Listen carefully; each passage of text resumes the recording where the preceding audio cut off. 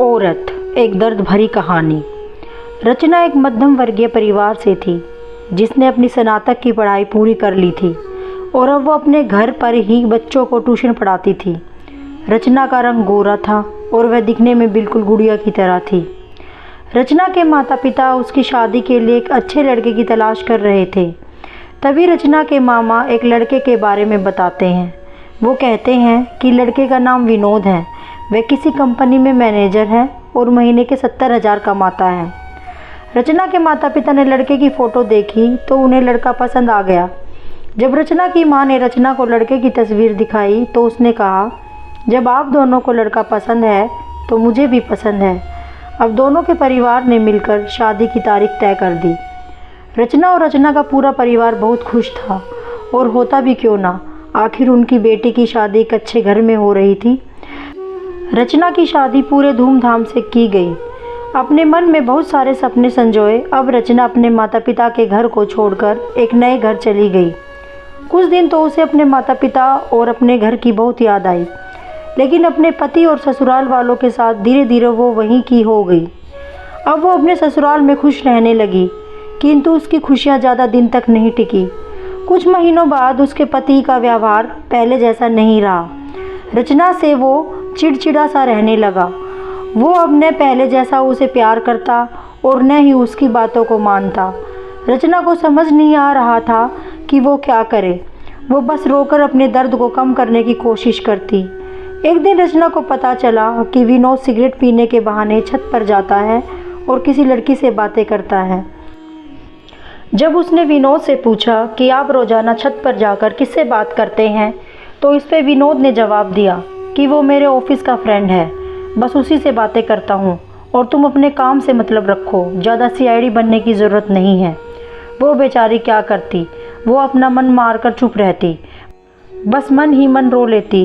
एक बार होली का दिन था कि विनोद के कुछ दोस्त उसके घर आए। सभी ने घर पर पार्टी की। उस दिन विनोद के एक दोस्त ने थोड़ा ज़्यादा ड्रिंक कर ली थी।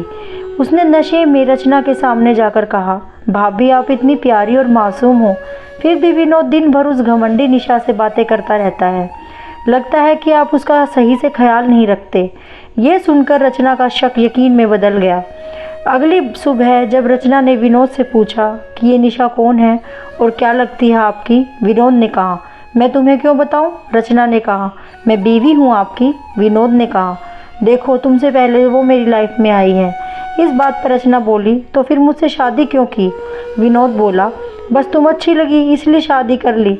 रचना ने कहा, अब तुम देखना मैं उस कमीनी लड़की को कैसे सबक सिखाती हूँ। रचना की कमीनी कहते ही विनोद ने गुस्से में उसे बहुत मारा और उसे कमरे में बंद कर दिया। रचना की सास को सब पता था, फिर भी वह अपने बेटे के सामने एक शब्द नहीं बोलती थी। शाम को जब विनोद आया तब उसने रूम का दरवाज़ा खोला। उस दिन रचना की तबीयत खराब हो गई थी, फिर भी उसने उसी हालत में खाना बनाया। वह ये सारी बातें अपनी माँ को बताना चाहती थी, लेकिन चाहकर भी वह नहीं बता पा रही थी, क्योंकि वह जानती थी कि अगर उसके माता पिता को ये सब पता चलेगा तो वह परेशान हो जाएंगे। विनोद अब रचना के साथ नौकरानी जैसा व्यवहार करने लगा, छोटी छोटी बातों पे उसे मारता। रचना अब धीरे धीरे डिप्रेशन का शिकार होने लगी। उसके दिमाग में गलत गलत ख्याल आने लगे। अब न वो समय पे खाना खाती, न ही किसी से बात करती। वो इतनी ज़्यादा दुखी हो गई कि उसे अपनी ज़िंदगी जीने का कोई रास्ता नहीं दिखाई दे रहा था। आखिरकार अपनी ज़िंदगी से हार कर उसने एक दिन रूम में फांसी लगाकर आत्महत्या कर ली। उसने आत्महत्या करने का कारण किसी को नहीं बताया, लेकिन उसकी सास को सब पता था, तब भी उसने रचना का साथ नहीं दिया। उसके माता पिता का रो रो कर बुरा हाल हो गया। उसके माता पिता ने पुलिस को आत्महत्या करने का कारण उसके ससुराल वालों को बताया। पुलिस ने विनोद और उसके माता पिता को पकड़ लिया, लेकिन पैसों के दम पर कुछ ही दिनों में विनोद और उसके माता पिता जेल से छूट गए।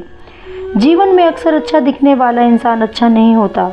उसके अंदर कहीं न कहीं बुराई छुपी होती है और वही बुराई किसी की ज़िंदगी को बर्बाद कर देती है। कुछ ऐसा ही रचना के साथ हुआ। दोस्तों, हमेशा अपनी बेटियों को इतना मजबूत बनाएं कि वे अपने जीवन में आई सभी परेशानियों से लड़ सकें।